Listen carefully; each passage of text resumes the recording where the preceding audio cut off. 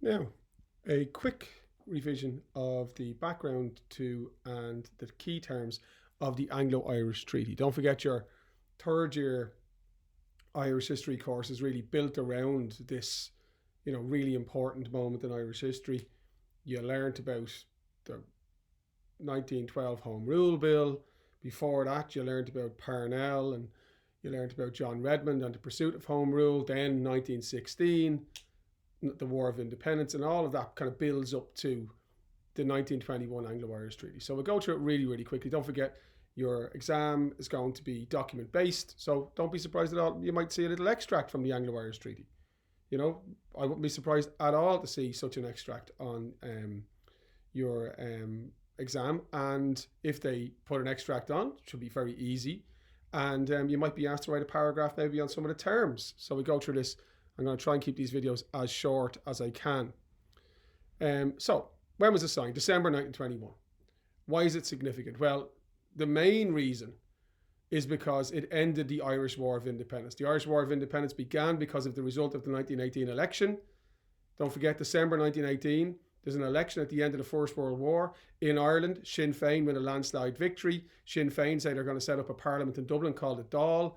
The British say, no, that's an illegal parliament. Sinn Féin's military wing, the Irish Republican Army, or the IRA, then began and fight a guerrilla war that began in 1919, but really gained momentum in 1920. And by 1921, all sides wanted the violence to end. And the Anglo-Irish Treaty was the agreement which ended that conflict. Remember, it's important to know key personalities in history. So on the Irish side, the two really important signatories, there were a number of signatories on both sides, but the two really important ones were Arthur Griffith. Don't forget who he is. He's the guy who originally founded Sinn Féin as a party. Then after 1916, he stepped aside to let Eamon de Valera become the leader, but he was a significant leader or a significant member of the party throughout the War of Independence. And of course, Michael Collins, the great kind of almost at this stage mythical Republican leader, politician, guerrilla fighter, minister for finance in the government. I think he was 31.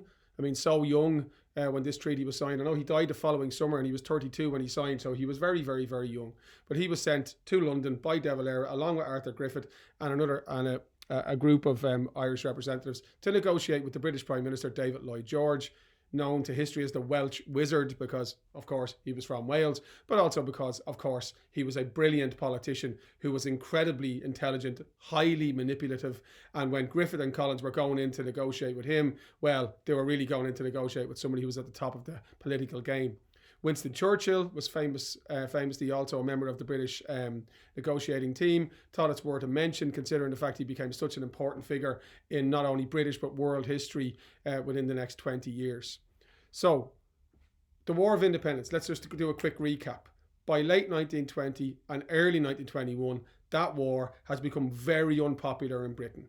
There's really bad media coverage in Britain to do with the Black and Tans and the auxiliaries and things like the burning of Balbriggan and the burning of Cork City. And there is a sense that the British government is behaving in a way which does not reflect well on the British state. The British forces are behaving in a way which is not reflective of British principles. So the British media is putting pressure on the government to try and find a solution to the War of Independence. On the Irish side, so that's why they wanted to find an end to the conflict. On the Irish side, of course, there were never more than 2,000 or 3,000 IRA men and women under arms during the war. By the time 1921 gets going, the IRA are struggling for volunteers. They're dwindling in number due to mass arrests and people being killed or people being wounded. Ireland was an island. The British has the most powerful navy in the world. It's very difficult to get supplies. The IRA, don't forget, during the War of Independence, raided police barracks, RIC barracks, and gathered weapons and munitions in the early part of the war in 1919. But by 1921, they're sending out members of the flying columns and they're counting the amount of bullets they have, and they're counting the amount of bullets they have when they come back because they're so short of ammunition. So the IRA are not looking for an end to the war, but from the Irish side, the Irish leadership is certainly aware of the fact that it's going to become even more difficult than it already has been to sustain the war by early 1921. So in the summer of 1921, the president of Sinn Féin and the president of the Republic of Ireland that was declared in 1919, that man, Eamon de Valera, famous Eamon de Valera, commandant from 1916, he went to London to negotiate with Lloyd George. These preliminary meetings. Okay, so there was a truce called, let's not fight for a while. Let's get together, see what each side is demanding. Can we find a solution? De Valera goes to London and, very quickly finds out that, what he wants and what the Irish side have been fighting for, they're not going to get, or they're very unlikely to get. They're not going to get a 32-county Irish Republic.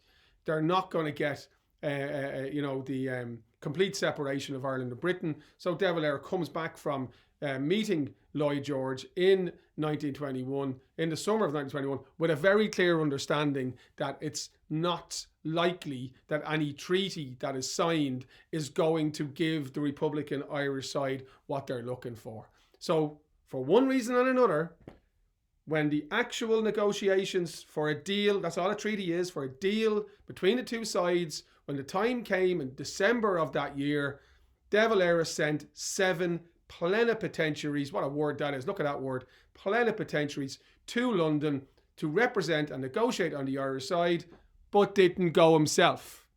Now, this is one of the great controversies of Irish history. If you're into history, and you should be because it's the most magnificent subject, history is one of those subjects where everybody has an opinion. Whether De Valera should have gone to London as the leader of the Republican Party, whether De Valera was right to stay at home. He later said that he wanted to stay at home so that he wouldn't be put under pressure and he'd be able to look at whatever deal was signed, in the cold light of day. Whatever the case, he sent the 7 representatives, led by Arthur Griffith and Michael Collins, to London with the instruction that they had the authority to sign the best deal possible. Okay? Now, he also had a caveat which said that, well, you have to check with me first. But he sent them to London with the authority to sign a deal. So they went and they had very simple demands, the Irish side. Okay, what did the Irish side want? They wanted a 32-county Irish Republic. They wanted full independence. They wanted a sovereign state. They wanted absolute separation of Ireland from Britain. That was what they wanted. But there was a big problem with that. One of the big problems, the number of big problems, one of the big problems was the 1920 Government of Ireland Act. And I know you all know what that is. That's the British law, the Act of Parliament, which created the state of Northern Ireland. Northern Ireland, don't forget, there it is over there, Fermanagh, Armagh, Tyrone, Down, Antrim, Derry, Fat Dad, or if you're from the Loyalist or the Unionist side, Fat Lad, because they call Derry London Derry. But the 1920 Government of Ireland Act created this new state on the island of Ireland, Northern Ireland, the 6-county state, with its own parliament in Belfast, and effectively gave the Unionists the thing that they had been fighting against for all those years, home rule. It effectively gave them home rule, but home rule where in that small 6-county state, they would be in a majority, okay? They would be an inbuilt majority. So in order to get a 32-county Irish Republic, the British would have to go back on the 1920 Government of Ireland Act. It was never happening. Partition, the separation of Ireland into 2 separate states, was a fact. Lloyd George negotiated with the Irish side. He had very clear lines on what was acceptable. He was not going to accept a fully independent Irish Republic. Don't forget, Lloyd George wasn't just the Prime Minister of Britain, but he was the head of a government of an empire. Britain was looking at, Canada, Australia, South Africa, New Zealand, all of these, India, all of these places all around the world that were either directly controlled by or owed allegiance to Britain. And he didn't want to create the suggestion that they could just pull away the way Ireland did. So when it came down to agreeing a deal which the Irish side didn't like, Lloyd George famously said, if you don't sign this, lads, there's going to be immediate and terrible war. There was a decision made. We don't know really what the thought process was, but the decision was made by Collins and Griffith to sign. And Collins said that while the treaty was unsatisfactory from a Republican point of view, it gave us the freedom to win freedom. He famously described the treaty as a stepping stone to an independent state. It's a brilliant metaphor. If you're trying to cross a raging river and you just jump in, you're going to drown. But if you can jump on a stepping stone, that'll get you part of the way in. Then you find another stone, and eventually you get to the other side. And Colin said, we want full independence. If we try to fight them now and go back to war, we're just going to lose. We're going to lose everything that we've gained. So let's take this deal and move on from there to an Irish Republic. So what was the deal? This is the bit that you have to learn. I cannot emphasize enough how much I think you should learn these 5 facts. The Anglo-Irish Treaty of 1921 did not create an Irish Republic. It created a 26-county state called the Irish Free State, which would have a parliament in Dublin, which would make decisions for Irish on Irish issues, and which will be elected by the Irish people. Essentially, that's home rule. That's not a republic, that's home rule.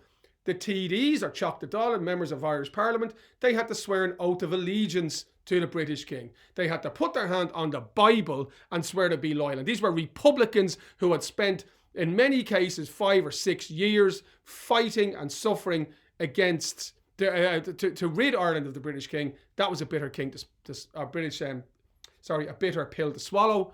The King would remain head of the Irish state.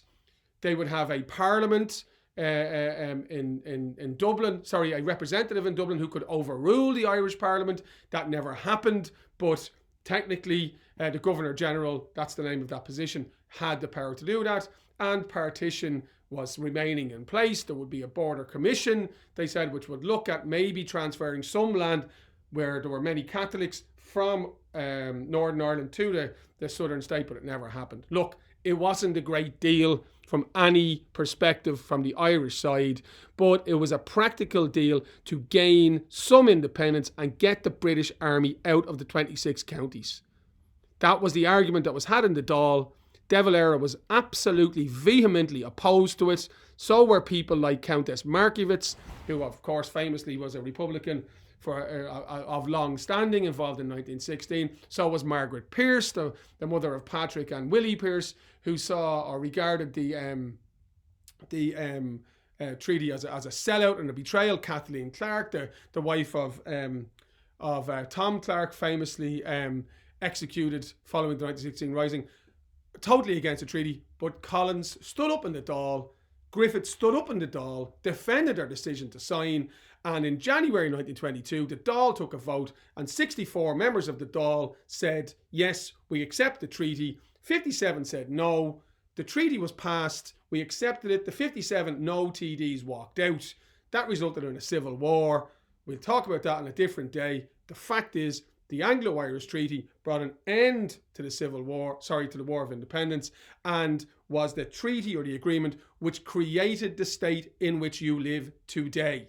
The Republic of Ireland was declared as a state in 1949, but in effect, our existence as an independent state dates back to the signing of the Anglo-Irish Treaty and the passing of that by the Irish Dáil in January 1922.